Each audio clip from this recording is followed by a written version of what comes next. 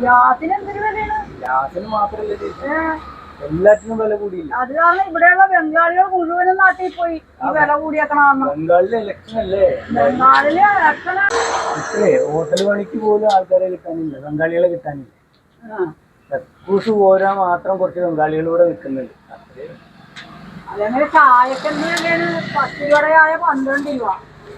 ഗ്യാസിന് വില കുറയുകയും ചെയ്തെന്ന് പറയുന്നത്.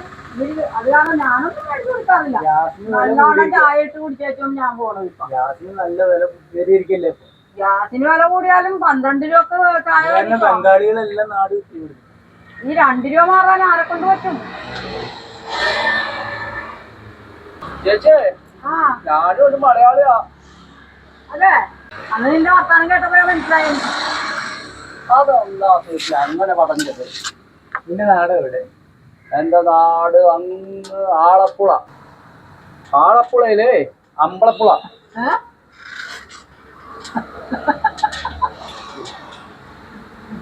ആലപ്പുഴയില് അമ്പലപ്പുഴ.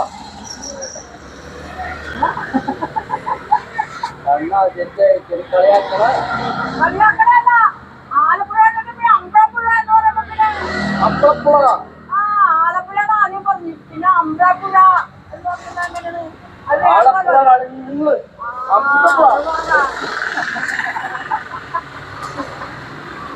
നിങ്ങളുടെ നാടല്ലേ?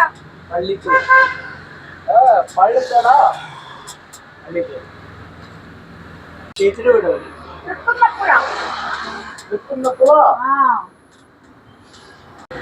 മലയാളി ഒന്നും നോക്കട്ടെ. വാഴപ്പഴം. വാഴപ്പഴം. മലയാളി ഇങ്ങനെയാണോ പറയണ?